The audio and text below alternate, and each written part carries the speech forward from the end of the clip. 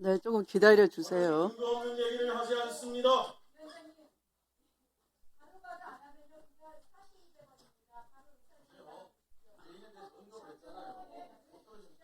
저는 5년 이상을 기다려 온 사람이에요.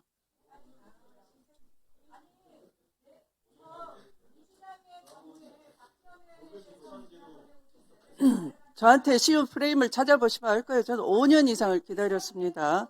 이제 다음은 신동욱 위원님 발언 순서입니다. 네. 신동욱 위원님 발언 기회입니다. 좀 참아주세요.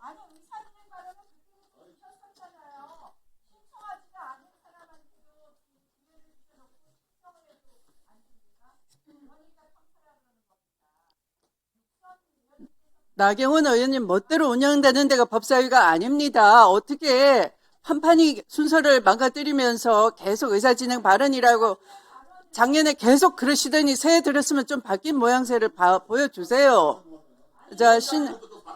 신동욱 의원님, 5분 드립니다. 해주시기 바랍니다.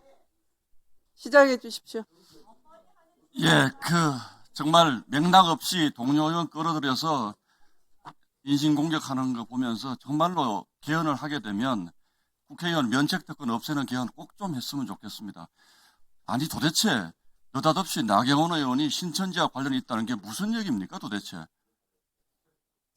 그런 얘기를 아무런 근거도 없고 맥락도 없고 면책특권이 보장되는 자리라고 해서 저는 해들고 한 살 더 드셨으니까 조금 나아지시려나 했더니 참 답답합니다. 박영재 처장님, 예. 축하드립니다. 먼저 데뷔전이 좀 힘드실 것 같은데 제가 한 가지 여쭤보겠습니다. 이재명 대통령, 이 나라가 이재명 대통령을 위한 나라입니까? 대한민국 국민을 위한 나라입니까? 당연히 대한민국 국민을 위한 나라라고 할 수 있겠습니다. 사법부의 판단이 대통령이 됐다고 해가지고 그 사법부의 판단의 준거가 바뀔 수 있습니까? 법원은 조금 전에도 말씀드렸다시피 헌법과 법률에 따라서 재판을 하는 것입니다. 그래서요, 공직선거법 상고심에서 파기환송한 거 가지고 자꾸 문제를 삼는 모양인데, 저는 항소심 재판부의 판결 내용이 국민들의 일반적인 법 상식에 현저히 어긋나는 무죄가 선고됐기 때문에 대법원에서 파기환송한 것은 너무나 당연한 일이고 대통령이 될 가능성이 높은 자라고 해서 그것을 봐준다면 그건 사법부가 아닌 거죠. 그렇지 않습니까? 같은 답변을 예. 저는 오히려 많은 국민들이 파기환송이 아니라 대법원이 파기자판을 해서 대한민국을 이렇게 혼란 속으로 빠뜨리는 거대한 사법 리스크를 가진 대통령이 탄생해서 지난 1년 내내 저희가 이재명 대통령을 법적 리스크에서 해소시켜 주려는 민주당과 싸웠습니다. 그래서 저는 그 당시에 대법원이 좀 더 용기를 내셔서 파기자판에서 아예 이런 분란의 씨앗을 뿌리지 말았어야 된다고 생각을 합니다. 어떻게 보십니까? 재판에 관한 사항이라 제가 더 이상 말씀드리는 건 적당치 않을 것 같습니다. 예. 저도 재판에 관한 문제이기 때문에 더 이상 묻지 않겠습니다. 그러면 가만히 있어야지 그 대법원의 판단을 계속 국민들께 무슨 반성을 사과를 요구하고 이게 과연 국회가 맞습니까? 대법원의 판단에 대해서 국회가 계속 사과와 반성을 요구하면 대법원 어떻게 앞으로 법원 행정처 법원 어떻게 운영하실 겁니까? 거기에 대해서 답변 좀 해주십시오.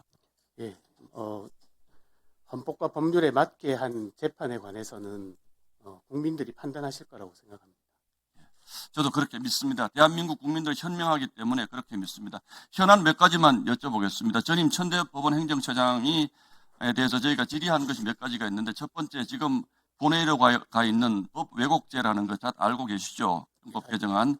이 법 왜곡죄에 대해서 전임 법원 행정처장은 굉장히 큰 우려를 표시했습니다. 이게 고소고발로 계속 이어지면서 사법 독립의 침해 소지가 크고 고의적 법리 왜곡 등의 요건은 너무나 주관적이기 때문에 곤란하다라는 말씀을 많이 하셨는데 어떻게 생각하십니까? 저도 같은 입장입니다. 예, 법 왜곡죄는 대단히 위험한 법이다.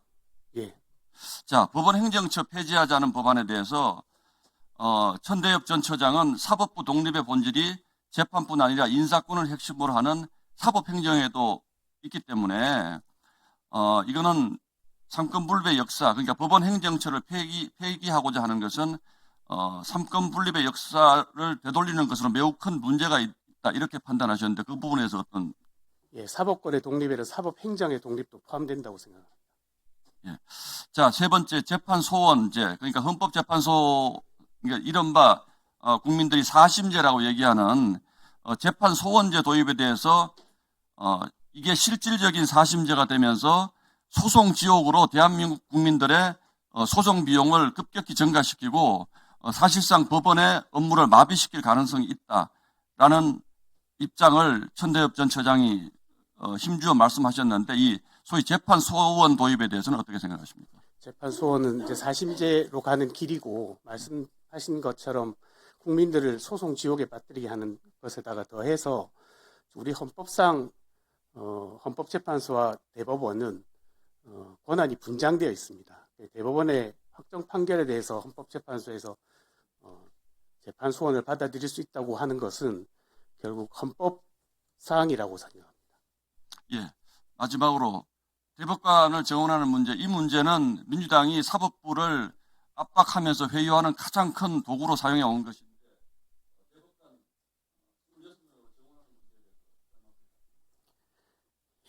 대법관 증원이 되면 필연적으로 하급심에 있는 우수 판사들이 다시 대법원의 재판연구관으로 와야 되는데 대법관 증원에 따른 하급심 판사들, 우수한 하급심 판사들의 대법원으로서의 이전을 보충할 만한 방법이 없습니다. 하급심의 약화가 굉장히 크게 우려되는 상황입니다. 네, 수고하셨습니다.